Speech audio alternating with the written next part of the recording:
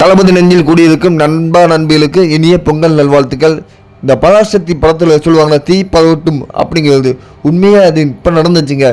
சுதா பற்ற வச்ச தீ இப்போ கொழுந்து விட்டு இது சோஷியல் மீடியாவில். ஏன்னா தளபதி விஜய் ரசிகர்கள் ரவுடி குண்டர்கள் சொல்லி ஒரு பேட்டியில் பயங்கரமாக காட்டமாக தெரிவிச்சுக்காங்க. பராசக்தி படம் போகலை, அதுக்கு காரணம் விஜய் ரசிகர்கள் தான் அப்படின்னு சொல்லி தளபதி விஷயம் பக்கம் திருப்பி விட்டாங்க. ஒழுங்காக நீங்கள் படம் எடுத்தால் நாங்கள் பார்க்க போகிறோம், பிடிச்சிருந்தா பிடிச்சிருந்து சொல்லுவோம், பிடிக்கலன்னா பிடிக்கலன்னு சொல்லுவோம். அது எங்களோட உண்மை. அதுக்காக எல்லாமே படம் பிடிக்கலதுக்காக குண்டர்கள் ரவுடிஸ்ன்னு சொல்லுவீங்களா?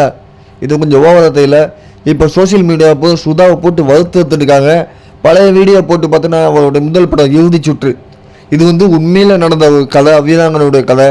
அவங்களுடைய பேட்டி வீடியோ எடுத்து இப்போ சோசியல் மீடியாவில் பழகிட்டு சுதாவை பிறந்து கடத்திட்டு இருக்காங்க. ஏன்னா அவங்களே அந்த உண்மையான வீராங்கனை மிரட்டிருக்காங்களா எனக்கு கமிஷனர் தெரியும்னு.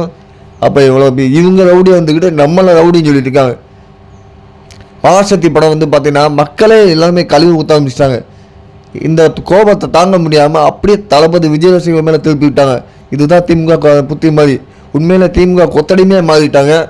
இப்போ தளபதி ரசிகர்கள் மீம்ஸ் போட்டு கலாய்ச்சிட்டு இருக்காங்க எல்லாருமே சோசியல் மீடியா சுதாவை. உண்மையில் அவன் தான் சொல்லி முடிஞ்சு இனி சுதாவால் அடுத்து படம் எடுக்க முடியுமா இல்லை என்ன நடக்கும் தெரியல. ஏன்னா பராசக்தியோட கண்டென்ட் நல்லா இருந்துச்சுன்னா இன்னும் அது பிளாக் பஸ்டராக இருக்கும். உண்மையில் அந்த படத்தில் எதுவுமே எமோஷனல் சீன் எதுவுமே இல்லை. தீ பரவட்டும் சும்மா தீ பரவட்டும் ஏதாவது சொல்லி படம் எடுத்து வச்சா யாருக்கு தான் புரியும். உண்மையில் அதுக்கு பேக் ஸ்டோரி பெரிய ஒரு